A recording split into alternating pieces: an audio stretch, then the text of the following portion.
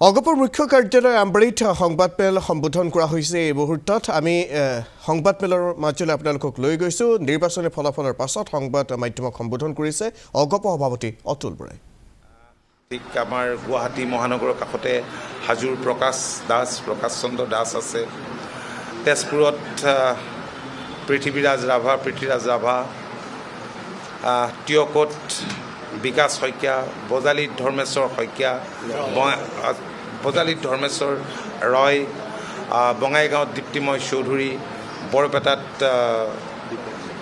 দীপক কুমাৰ দাস বিলাসীপাৰাত জীৱেশ ৰয় তাৰ ভিতৰতে এবাৰ নতুন কেইবাগৰাকীও আহিছে আমি আগতে বিধায়ক হৈ থকা মই কেশৱ মহন্ত পৃথ্বীৰাজ ৰাভা টিময় চৌধুৰীৰ বাহিৰে বাকী ছগৰাকীয়ে নতুন মই তেওঁলোক আটাইকে আন্তৰিকতাৰে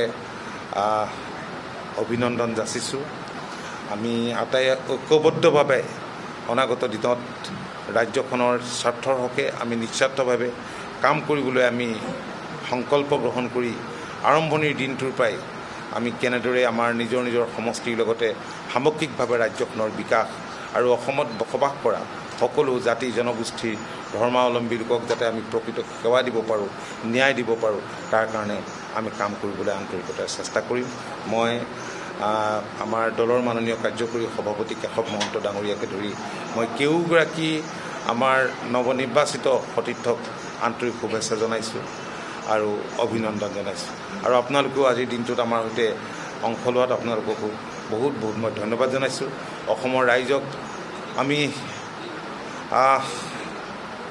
আপোনালোকৰ জৰিয়তে অশেষ ধন্যবাদ আৰু কৃতজ্ঞতা জনাইছোঁ ৰাইজে নখ জোকাৰিলে নৈ বৈ বুলি এটা কথা আছে অসমৰ জনসাধাৰণ ৰাজনৈতিকভাৱে খুব সচেতন যোৱা দিনবিলাকত আপোনালোকে প্ৰায় এমহীয়া চৰকাৰ এখন দেখিলে তাত মন্ত্ৰীকো দেখিলে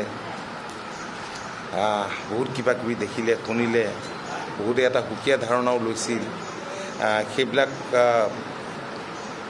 কালিৰে পৰা সেই ধৰণৰ জল্পনা কল্পনা কাল্পনিক চৰকাৰ নোহোৱা হ'ল এখন নতুন চৰকাৰ হ'ব আৰু এই নতুন চৰকাৰে আমি নিশ্চিত মাননীয় মুখ্যমন্ত্ৰী ডক্টৰ হিমন্ত বিশ্ব শৰ্মা ডাঙৰীয়াক আজি পুৱাৰ ভাগতো আমি লগ পাইছিলোঁ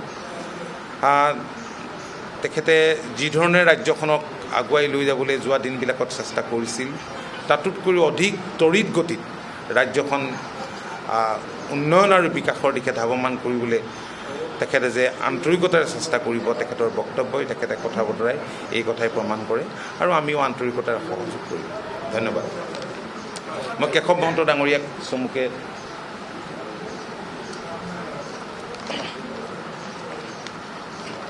আজি সংবাদমেলত উপস্থিত আমাৰ দলৰ সন্মানীয় সভাপতি তথা সতীৰ্থ বন্ধু বান্ধৱীসকল আৰু সাংবাদিক বন্ধুসকল পোনপ্ৰথমে আমি অসমবাসী ৰাইজক অশেষ কৃতজ্ঞতা আৰু ধন্যবাদ জ্ঞাপন কৰিছোঁ এটা ঐতিহাসিক ৰায় দিলে যিটো ৰায় হয়তো অতীতত হোৱা নাছিল ভৱিষ্যতৰ কথাও আজি আমি ক'ব নোৱাৰোঁ কিন্তু এই ঐতিহাসিক ৰায়ৰ আমি সকলো অংশীদাৰ হ'লোঁ ই সভাপতি ডাঙৰীয়াই কোৱাৰ নিচিনা ই সদায় অসমৰ ৰাজনৈতিক ইতিহাসৰ এটা উল্লেখযোগ্য দিন হ'ব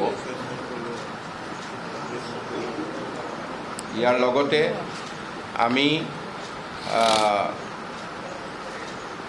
আপোনালোকৰ সংবাদ মাধ্যমক ধন্যবাদ জ্ঞাপন কৰিছোঁ কাৰণ আপোনালোকে গোটেই সময়ছোৱাত ৰাইজক এখন প্ৰকৃত ছবি দাঙি ধৰি গোটেই আজিৰ দিনটো অহাত সহায় কৰিলে ইয়াৰ উপৰিও আমাৰ অসম গণ পৰিষদ দলৰ ভাৰতীয় জনতা পাৰ্টীৰ BPFৰ গণশক্তি আৰু ৰাভা আশ্ৰম আটাইখিনি দলৰ যি কৰ্মকৰ্তা যি দলীয় নেতা তেখেতসকললৈ আমি অশেষ কৃতজ্ঞতা জনাইছোঁ ধন্যবাদ জনাইছোঁ তেখেতসকলে গোটেই নিৰ্বাচনটোত ঐক্যবদ্ধভাৱে আমাৰ সকলোৱে থিয় দিলে। আমাৰ অসম গণ পৰিষদে আজিৰ দিনটোত কিছু হ'লেও আগুৱাই গ'ল। ই আমাৰ দলটোৰ কাৰণে এটা ডাঙৰ এচিভমেণ্ট বুলি আমি ভাবিছোঁ। আজি ভাৰতবৰ্ষৰ মাননীয় প্ৰধানমন্ত্ৰী, অসমৰ মাননীয় মুখ্যমন্ত্ৰী, গৃহমন্ত্ৰী ডাঙৰীয়া, আমাৰ দলীয় সভাপতিসকল সকলোৱে এই নিৰ্বাচনটোৰ ক্ষেত্ৰত আমাক সহায় কৰিলে আৰু মুখ্যমন্ত্ৰী ডাঙৰীয়াই একেবাৰে ফ্ৰণ্টত থাকি যি নেতৃত্ব বহন কৰিলে, ই আমাক বিগত দিনৰ চৰকাৰখনৰ সুফলৰ লগতে ভৱিষ্যতৰ যি আশা, সেই আশা পূৰণ কৰিব বুলি ৰাইজে নিশ্চিত হ'ল আৰু তাৰ কাৰণে আমি এইখিনি পালোঁ। গতিকে মাননীয় মুখ্যমন্ত্ৰী ডাঙৰীয়াকো আমি বিশেষভাৱে অসম গণ পৰিষদ দলৰ তৰফৰ পৰা ধন্যবাদ আৰু কৃতজ্ঞতা জ্ঞাপন কৰিছোঁ। গতিকে এই ক্ষেত্ৰত মই ইমানখিনিয়ে আপোনালোকৰ ওচৰত ৰাখি পুনৰবাৰ সাংবাদিক বন্ধুসকলক আমি আকৌ এবাৰ ধন্যবাদ জ্ঞাপন কৰিছোঁ আপোনালোকক। মোৰ বক্তব্য সামৰিছোঁ। আৰু এটা কথা, ভাৰতীয় জনতা পাৰ্টীৰ ৰাষ্ট্ৰীয় নেতা, ৰাষ্ট্ৰীয় সভাপতি নীতিন নবীন ডাঙৰীয়াইও আহি ৰাজ্যখনত তেখেতৰ লগতে অন্যান্য ভাৰতীয় জনতা পাৰ্টীৰ কৰ্মকৰ্তাসকলে যিদৰে নিৰ্বাচনী প্ৰচাৰ চলালে, ভাৰতীয় জনতা পাৰ্টীৰ ৰাজ্যিক সভাপতি দিলীপ শইকীয়া ডাঙৰীয়া, সকলো কৰ্মকৰ্তাকে আমি বহুত বহুত ধন্যবাদ, আমি কৃতজ্ঞতা জনাইছোঁ। হয়, কওক।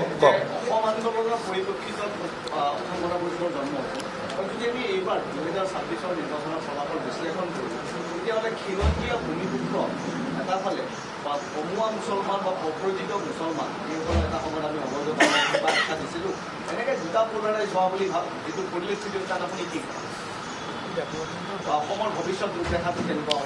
চাওক, এইবাৰ অসমৰ জনসাধাৰণে উন্নয়নৰ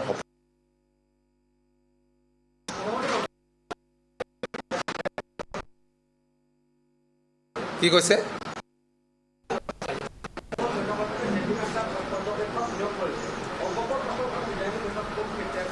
আমি আমাৰ প্ৰথমখন বিধায়িনী বৈঠক কালিলৈ অনুষ্ঠিত কৰাৰ সিদ্ধান্ত লৈছোঁ।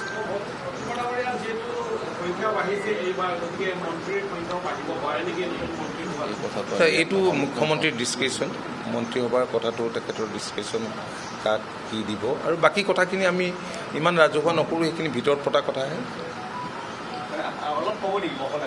একো বহলাই নকওঁ। কি হয় যিটো মই সুধিছিলোঁ আপোনাক যে এইবাৰ যদি আমি এনালাইচিছ কৰোঁ নিৰ্বাচনত, আপোনালোকৰ এনালাইচিছটো দি দিব। আৰু অসম গণ পৰিষদ দল এটা ছেকুলাৰ দল। অসম গণ পৰিষদ দলে প্ৰায় 13খন আসনত ধৰ্মীয় সংখ্যালঘুৰ প্ৰাৰ্থী থিয় কৰাইছিল। আমি জিকিব পৰা নাই, কিন্তু যথেষ্ট সংখ্যক ধৰ্মীয় সংখ্যালঘুৰ আমি ভোট লাভ কৰিবলৈ সক্ষম হৈছোঁ। তো মাটিতটো নাথাকেই। আৰু বিশেষকৈ কংগ্ৰেছটো হৈছে এটা ছিষ্টেম আৰু দেশৰ স্বাধীনতা দল। কংগ্ৰেছক নতুনকৈ পৰিচয় কৰিবলগীয়া একো নাই। তো গ্ৰাছ ৰুটৰ লগত তেওঁলোকৰ কানেকশ্যনো যথেষ্ট কম। আৰু অন্যহাতে কংগ্ৰেছৰ অপকৰ্ম, দুৰ্নীতি, ভ্ৰষ্টাচাৰ কৰা চৰকাৰত থকা সময়ত সেই কথাবিলাক অসমৰ জনসাধাৰণে পাহৰি যোৱা নাই। আজি আমাৰ চৰকাৰখনে ডক্টৰ হিমন্ত বিশ্ব শৰ্মা ডাঙৰীয়াৰ নেতৃত্বত আজি যিদৰে স্বচ্ছ আৰু মেধাৰ ওপৰত ভিত্তি কৰি নিযুক্তি দিছে, এই কামটো কংগ্ৰেছে আৰম্ভ যদি কৰিলেহেঁতেন তেতিয়া